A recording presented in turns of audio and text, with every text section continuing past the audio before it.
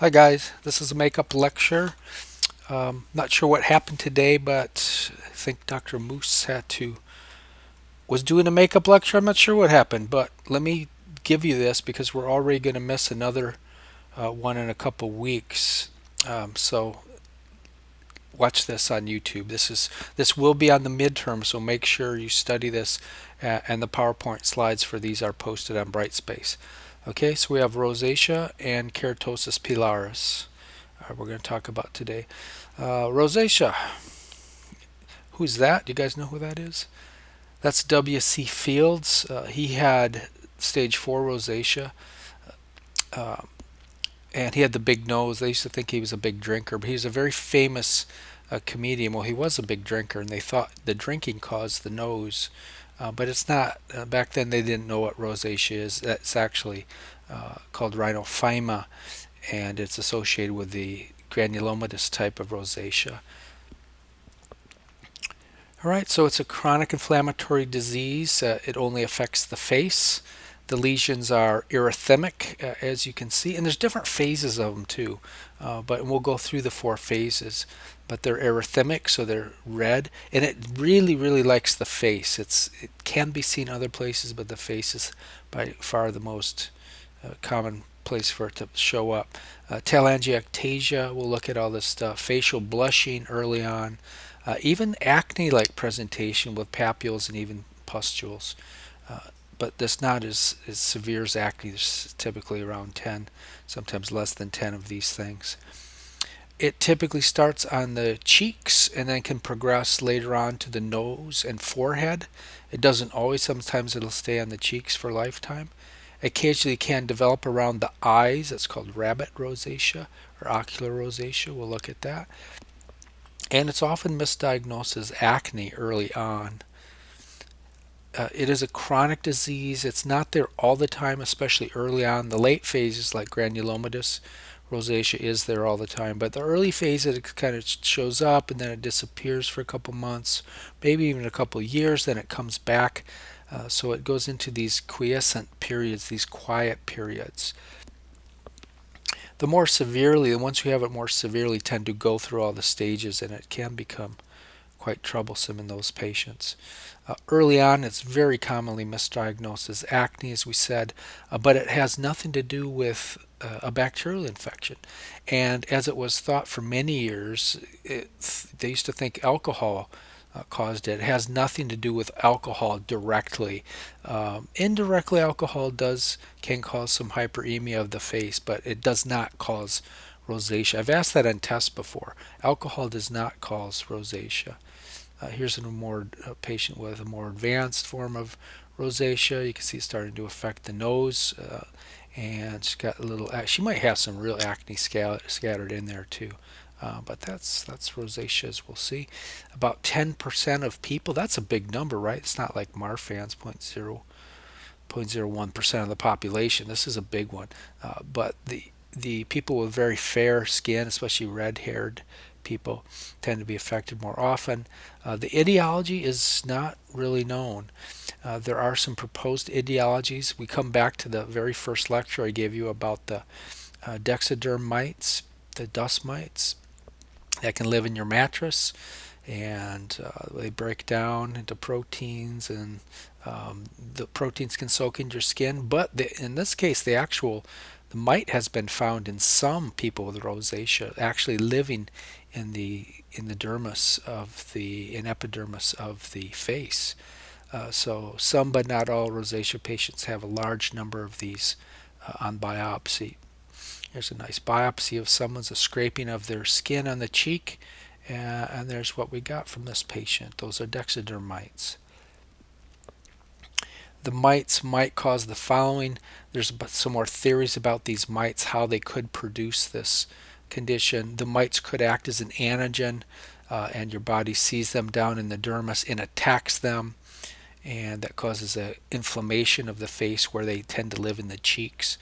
They could get into the hair follicles and cause an inflammation and blockage of the hair follicles, which is called chronic folliculitis. Remember, a follicle is that little cave where the hair grows out of.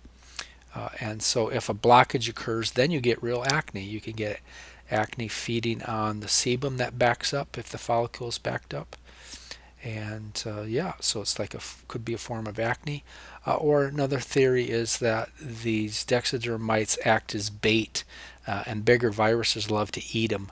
And so if there's a high population of dexiderm mites, the bacteria and even or viruses and bacteria may invade your face and just live on these things.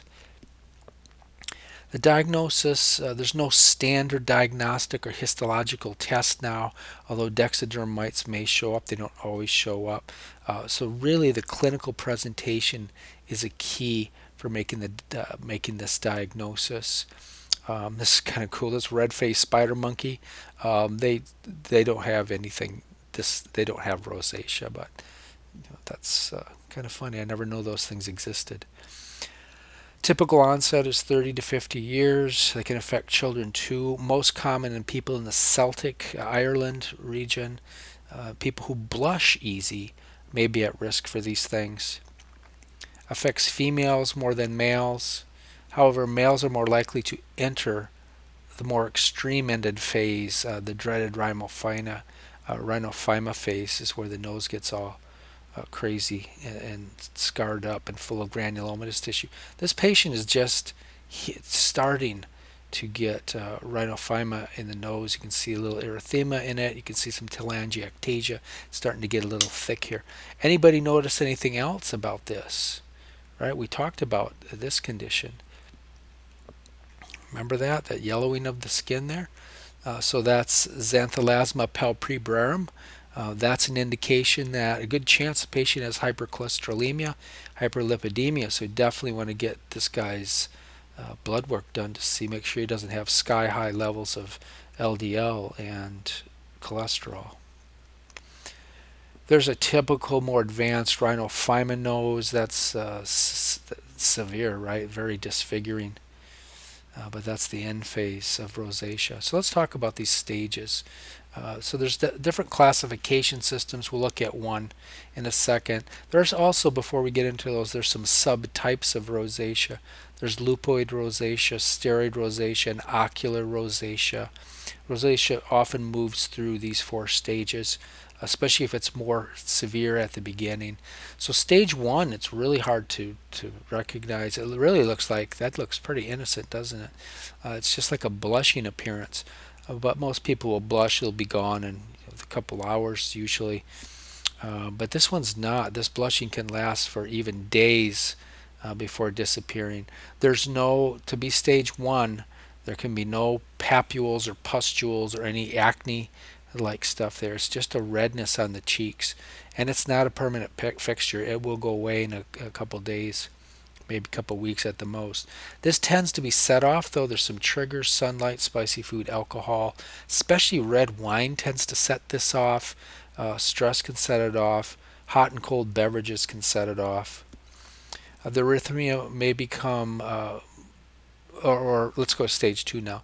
So stage 1, just kind of a erythema of the cheeks. Now stage 2, we get the development of telangiectasia. If you look closely, you can see we got little blood vessels sprouting up here. That's called telangiectasia. That's the key. We still have a red background, and yep, that's stage 2. There cannot be any pustules or zit-like things apparent, because that will put us in stage 3. So telangiectasia is the key for stage 2. Lots of stars there, so make sure you know that there's a close-up of her skin, and you can see these it's almost like little varicose veins, but varicose arteries. So they're arteries that are stretched way out and inflamed.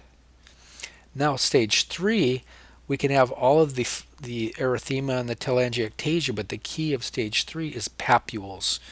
You get these papules or zit-like things.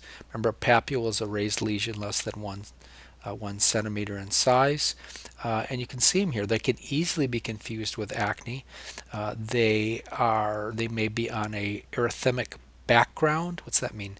Erythemic is a red, so you may have a red hyperemia type thing, a red skin underneath those, and they pop up. And you can also start getting some dermal edema at this point. So the cheeks and even the chin, nose I think looks pretty good, but the cheeks have gotten a little bit thick looking because there is some edema from the inflammation here. So that is stage 3. Okay, let's go take a look. So here's a stage 3, stage 2, kind of, yeah, kind of in between, I think. But there are some papules. And how do we know zits aren't? Or acne isn't mixed in with this, so that could make the diagnosis difficult. He looks like he's at that age, but it's affecting his nose as well. So that's probably an early stage 3. There's no question, because adults usually don't have acne, so that's definitely late stage 3. We even got some pustules. You can see some little white pustules mixed in with this as well. Stage 4 is called granulomatous rosacea. This one, thank goodness it doesn't always happen. Commonly happens more in males. So most rosacea patients don't get this far. The guys tend to go this way if it's going to happen. But the papules kind of coalesce or morph together into big granulomatous lesions. So that dermal edema, there can be scarring underneath the dermis, and it can really permanently thicken wherever it attacks, and it absolutely loves the nose. That's called phyma when it thicks. Lots of stars here, right? So no high yield slide. Phyma is a thickening, usually considered a granulomatous thickening, but can have scar tissue underneath it as well. The sebaceous glands become hypertrophic in this. They can fill with scar tissue and scar up. So that's a phyma. It almost always affects the nose, so therefore stage 4 is often associated with rhinophyma. So phyma is a thickening, rhino means nose, so a thickening of the nose. Okay, let's take a look at some phymatitis rosacea or rhinophyma in various stages. Stage 4, and we can see telangiectasia. The nose is thick. The nose is really thick. It almost looks like a lichenification, how like a magnifying glass has blown all the pores up. But these are all forms of rhinophyma in a patient with stage 4 rosacea. Okay, here's another one. Really thick cheeks here, but the nose rhinophyma big time here. Another patient with stage 4 rosacea. Okay, another one. Severe rhinophyma in a stage 4. And at this point, I mean, things can start becoming ischemic and you can start getting pain with these things. Plastic surgery at this point is the only hope to kind of try to fix that. There are some differential diagnoses, of course. Acne, run-of-the-mill zits. Acne vulgaris is the word for zits. That's common acne. But that is a pore. The pores of the skin are clogged, usually with extra oils that are made during adolescence, and when they clog, bacteria get trapped in those pores, and they grow. The bacteria grow wild, and little pustules form, and you get whiteheads, open and closed comedones. You guys probably know that already. So what's the difference between acne vulgaris and rosacea patients? Rosacea patients can have pustules even, but they can't have those open and closed comedones, the whiteheads and the blackheads. If you see whiteheads and blackheads, that's acne vulgaris. It's not rosacea. Fungal infections can sometimes look like rosacea. Infectious folliculitis, so those pores on your skin, the ones that have hairs coming out of those tunnels that contain the hair shaft, those are the follicles. So sometimes you can get a staph infection, folliculitis, and it can look similar to rosacea. And patients with lupus erythematosus can also present with kind of a rosacea look. But you can do a biopsy and you can tell the difference between that and biopsy. Let's talk about ocular rosacea. So these are the special types of rosacea, often called rabbit eyes. Patients typically present with conjunctivitis with this condition, and conjunctivitis is they have red-looking eyes or bloodshot eyes, and you can see blood vessels kind of sticking out of the whites of their eyes. Remember, the conjunctiva is a film covering the eyes and the inner eyelid. These patients have burning and sometimes a dry feeling. Their eyes can get a little painful with this. So here's a patient with rhinophyma started here. The nose is getting really thick. Looks like currently a lot of the erythema has been taken out, but the nose is still affected because it has granulomatous tissue in it. But look at the eyes; they're kind of red, and so this is an ocular rosacea patient. And we'll look over here; it's starting to look like he's getting some of the more severe phases of this, which we'll look at in a minute. So other signs of rabbit eye or ocular rosacea, telangiectasia, we said all this, of the conjunctiva, lids around the periocular area, you can have that. Recall erythema is caused by hyperemia, so there's too much blood. Capillaries are getting all blown up. They can have blepharitis, so that's an inflammation of the eyelid, usually where those hairs attach into the eyelid. You can get like a little crust kind of coming out because of the infection. Chalazions are cysts that occur from blocked oil glands. So here's classic blepharitis right here, rosacea patient. And notice the hyperemia and even the telangiectasia of this rabbit eye patient or ocular ocular rosacea patient. Okay, and there's a chalazion, a blocked oil gland. Now this is not a rosacea patient, right? I couldn't find one in a rosacea patient. People can get these, just normal people can get those. This is definitely a rosacea patient. Look how red, hyperemia everywhere, really got it bad in the eyes, severe conjunctivitis. So how frequent does ocular involvement occur in rosacea? About 58% of rosacea patients will have some degree of ocular abnormality, so it's very common. 25% of them may have ocular lesions first before the skin lesions pop up, so it could even predate the dermatological or the skin condition on the cheeks. So anybody who has any hyperemia like that in the eyes, conjunctivitis, repeated bouts of it that can't be explained, they should have a basic ophthalmologic examination. Okay, what else we got here? Now, sometimes ocular rosacea patients there's a serious finding that it can occur and it can lead to blindness, and that's a keratinitis. Fear diagnosis, because you can go blind from this. So it's an inflammation not only of the conjunctiva, but it actually gets into the cornea of the eye, and scar tissue starts to form, and you have trouble seeing. So you could need a cornea transplant for that. So severe conjunctivitis, telangiectasia, look at those blood vessels, but you can see the film. You can see telangiectasia has started to occur right over the eye itself. So that's not a good thing, and it's all cloudy now because of the scar tissue in there. So that's not a good thing. That's keratinitis, called rosacea keratinitis. Very serious. There's another one, rosacea keratinitis. Again, the conjunctival hyperemia, telangiectasia is going wild, so definitely a rabbit eye patient. Special types of rosacea. There's another one that's produced from overusing steroids. That's why you have to be careful and sparing. That's why powerful steroids are not, corticosteroids, like the creams, are not over the counter. You have to go easy on those things. You could end up giving yourself a rosacea.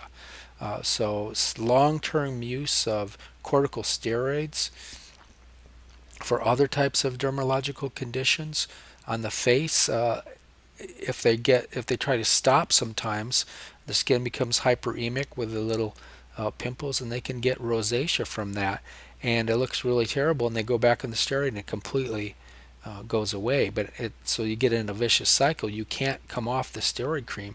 Steroids long term can cause osteoporosis, and they can damage the skin, so it's tough to get off sometimes. So you got to be careful with using steroids in your face. Here's a steroid rosacea patient right here trying to come off, and this is what she looks like unless she goes back on the cream.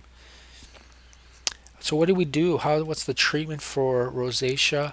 Avoid the aggravating factors like red wine is notorious for setting these off, and I talked about some of the other ones.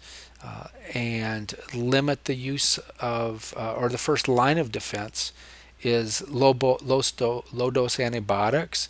If you do have some blockage of the pores of the skin and bacteria start building up, you treat it just like you would acne with the low dose antibiotics. Kills the clogged up pore follicles, lead to the pores, I should be saying follicles. Anti-inflammatory properties in low dose antibiotics. So not only does it kill bugs at low doses, it does have an anti-inflammatory property. Not enough to kill the dust mites, unfortunately.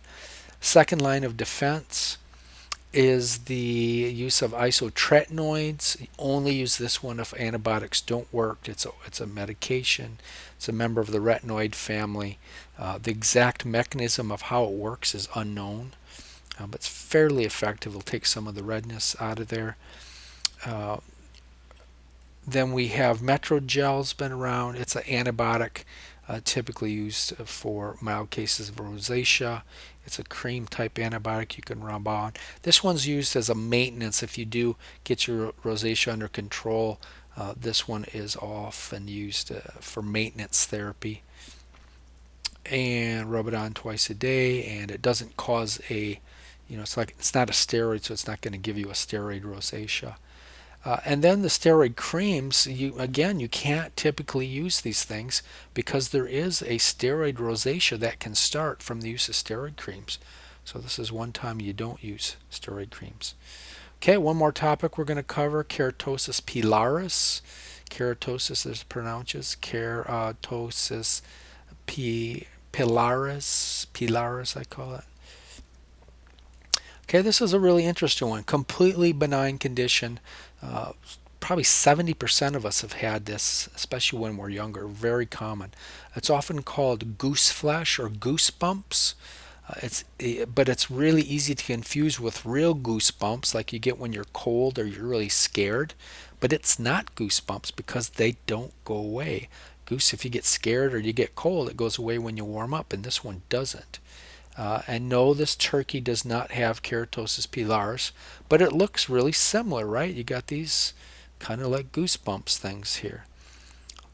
That's not the turkey. That's a human who has been exposed to cold to demonstrate goosebumps. It's not that either. So very common, as we said, it's benign. It's got nothing to do with inflammation. It presents as these follicular papules. So the follicle, again, is the tube where the hair comes out of, and then the pores where the hair comes out of the skin. Right where the pore is, around the follicle, is where these things occur. And you get a buildup, 1 to 2 centimeters. You get like a little buildup of keratin here. And remember, keratin is in our skin, but it gets overproduced like crazy in this condition. So much it builds up, and it looks like a little type of lesion. Well, it is a lesion. It's a lesion of keratin. So these papules are made from keratin, and they look like goosebumps. That should be look like, not only like. These papules are made of keratin and only look like goosebumps. Keratin buildup surrounds the opening, or that skin pore, which is the opening to the follicular canal. Does not close or clog the follicle typically. Like acne is a blockage of the follicular canal and skin pore. This usually doesn't do it. It's just a mound around. Let's take a look here. A mound around the follicle or the follicular canal. So the follicular canal, here's the hair, the root of the hair, the shaft of the hair. So the tube, that's the follicular canal. And so where the pore is, you get a huge buildup. The skin is filled with keratin. There's a lot of skin in keratinocytes. The corny layer, the last layer anyway. This is like ridiculously overloaded with keratin, and you get a raised bump because of this. And we've probably all seen somebody or probably even had something like this. On the lateral arm, like the back of the legs, we'll see the targets in a minute. But there's a KP lesion. And all this keratin gives the papules kind of a keratin is white in color. So it looks like it's filled with pus. This one doesn't so much. I got another one coming. But it has nothing to do with pus. So it's not a whitehead. And if you don't know what a whitehead is, I was assuming you know what whiteheads are. Those are closed comedones. Blackheads are open comedones. But there's none with this condition. It looks like it, but there's not. Dermatologically, KP lesions are described as hyperkeratotic follicular papules. Hyperkeratotic because they're too much. They're papules built with too much keratin, and they're built in the out part of the follicular canal where that pore is. What's the prevalence? 65%, up to 70, up to 80% of some adults, but the average is about 65% of adults will get these. Sorry about that. I'm sorry, 65% of adolescents will get these, so it's really common in adolescents. I used to have them in adolescents, but now they're completely gone. My daughter still has them. She's, what is she, 38 or so? She still has them. 40% in adults have some degree of these things. So there are some concomitant conditions. We talked about atopic dermatitis. Was that last week, I think? So people with atopic dermatitis and people with atopy in general have a high risk of getting these conditions. And I mean not just getting them in adolescence, I mean getting them and they stay with them into adulthood. 75% of patients with ichthyosis vulgaris, it's like a fish scale skin, sees them. So they're very common in these people. So I would definitely know, I should have put more stars here, I definitely would know these two conditions that are associated with this. Here's on the back of the arm, classic.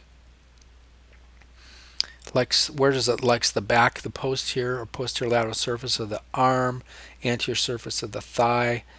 It's not dangerous. Psychosocial issues, if it's bikini season and you have this really bad in your arms or legs, that can be a problem, but it's not dangerous. Dry weather, especially in the winter time, tends to make it worse. There's definitely a genetic connection. If mom and dad have these, you got a good chance of getting them. It's autosomal dominant, and inheritance is strongly described. And it's refractory to most treatments. It's tough to get rid of this thing. It just tends to go away in most people as they get older. There are 3 subcategories of this I think that's beyond the scope of this class. There are some associations, as we said. Ichthyosis vulgaris, atopic dermatitis are the big ones. It's also seen in diabetics, Down syndrome, and obesity patients. Fun facts, the KP lesions are always small. They're always exactly the same size. Acne, you can have different size lesions going on. So that's one way to tell it apart. Erythemic skin, or people who have really, really dry skin, is another one, but sometimes it's superimposed on dry, chapped, and erythemic skin. Sometimes it's filled with so much keratin it looks almost white, and it does look like closed comedones. I was stuttering because I was thinking, what was the word for dry skin? Xerotic skin. So people with xerosis is another risk factor for the development of KP, which I didn't write down. Okay, so here's, you would think these are comedones, looks like, but it's not. There's a red tissue here, or there's a red hyperemia or erythemic type skin on the cheek, and you see these little things. This is facial KP, Keratosis Pilaris. It's not acne. Here's another one. This is after treatment, actually, where it's got rid of a lot of the erythema. But you can still see the little white. Now those, if you squeeze those, nothing's going to happen. There's not any white stuff going to come out of those, because those are just little mounds of keratin. Same thing with these. You can squeeze these things all you want and nothing's going to come out because it's keratin. There's no great treatment for these. Emollient therapy, because people with super dry skin, xerotic skin, are at risk. If you take that away, it tends to help them. So, especially in the wintertime, you want to use a moisturizing cream to help that. If that doesn't work, then you bring out the retinoids. Like many other conditions, retinoids do a fairly good job at it. It won't completely make it go away, but it'll kind of calm it down and definitely take that redness out of there. Tretinoid is probably the big one here, popular choice. Retinoids can irritate the skin for being used over a long period of time, though, so you have to be careful with that. You could try a course of topical corticoid steroids group 4, which will definitely take away the redness as well. But be careful about that on your face, though, right? Because it is associated with um, permanent kind of thickening of the skin. You could even get the steroid rosacea going on too in some cases. So if it's rough, if there's a lot of those little keratin mounds, you can use a salicylic lotion to rub in. A urea cream, ammonia lactate lotion will take some of that roughness out. There's some other like other abrasion techniques don't really work for this. Okay, and the gluteus maximus is not immune to KP. All right, thanks for listening. Make sure again you watch this on YouTube because you're going to be tested on it on your midterm, and this is for fall 2019. See you later.